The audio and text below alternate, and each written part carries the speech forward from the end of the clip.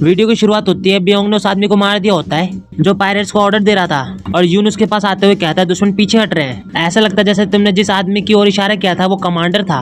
और हम देखते हैं पायरेट्स एक तरफ होते हैं और नामगोंग फैमिली के डिसाइपल एक तरफ होते हैं। और बियोन मन में कहती है नामगोंग फैमिली पायरेट्स का पीछा नहीं कर रहे हैं, वो असली दुश्मन इंपीरियल हेवन स्क्वाड से लड़ने की तैयारी कर रहे होंगे। खैर बाकी सब फर्स्ट क्लास के डिसाइपल तक है, मैं इस अगली लड़ाई के लिए पूरी तरह से स्ट्रांग नहीं हूँ। और ऊपर की ओर से रियून जगल कहता है जैसा एक्सपेक्टेड था, जंगताजी नदी के पायरेट्स ने एक अलायंस बनाई है। उनकी संख्या से हार्टलेस पायरेट्स के अलावा कम से कम 5 या 6 और पायरेट्स गैंग है। 30 साल हो गए जब मुरिम अलायंस ने उन्हें कुचला था, इतने समय बाद उन्हें फिर से हरकत में आने के लिए किसने मजबूर किया? तो चियोंग जिन कहता है उन्हें लगता है कि उन्होंने ताकत हासिल कर ली है, उन्हें लीडर बनाने के लिए पर्याप्त शक्ति, भले ही उन्हें अपना लालच दिखाना पड़े।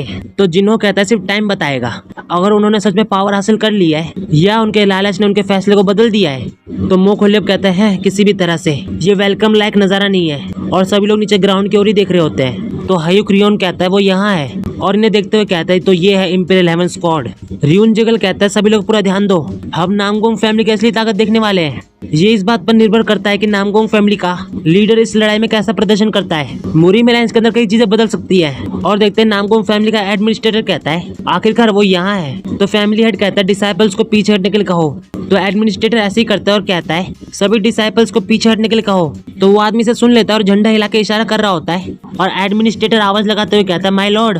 तो फैमिली हेड कहता है तुम यहीं पे रुको, मैं अकेला ही काफी हूँ। तो एडमिनिस्ट्रेटर सर झुकाते हुए कहता है मैं समझ गया और चिल्लाते हुए कहता है प्रिकॉशन के तौर पर तुम में से कुछ लोग फैमिली हेड को फॉलो करोगे। और देखते हैं फैमिली हेड आगे आगे जा रहा होता है और उसके पीछे कुछ साथी भी जा रहे होते हैं और आगे रुक जाता है और देखते हुए मन में कहता है तो ये है इंपीरियल हेवन स्क्वाड, ना केवल हमारी संख्या कम है बल्कि जितना मैंने सोचा था ये उससे ज्यादा स्ट्रांग है। ये मानते हुए कि डिसाइपल पहले ही थक चुके हैं, ये एक बहुत करीबी मामला होगा।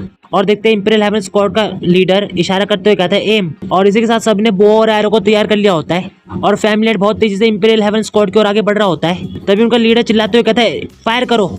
और इसी के साथ में तीरों को हवा में छोड़ दिया जाता है और तभी फैमिली हेड अपनी स्वॉर्ड को बाहर निकालता है और अपने स्वॉर्ड में क्यू आई एनर्जी भरने लगता है। और देखते हैं कि रियून जगल के साथ साथ बाकी लोग भी हैरान होते हैं, कहते हैं स्वॉर्ड क्यू आई। और देखते हैं फैमिली हेड ने अपने आगे वाले सभी तीरों को काट दिया होता है और आगे बढ़ते हुए इंपीरियल हेवन स्क्वाड के लोगों को मारने लगता है। और तभी वो अपने घोड़े में से उछल जाता है और आगे खड़े सभी लोगों पे ऊपर हमला करने लगता है। उन सबको मारने के बाद वो दोबारा उछलता है और अपने घोड़े में जाके बैठ जाता है। इन सबको देख के जिन्हों कहता है अरे बाप रे, क्या राइजिंग स्वॉर्ड की मार्शल आर्ट इतनी स्ट्रांग थी, वो मेरी उम्मीद से बेहतर है। और थोड़ा परेशान होते हुए मन में कहता है अगर नामगोंग क्लैन भी इतना स्ट्रांग है तो दूसरे क्लैन भी अलग नहीं होंगे।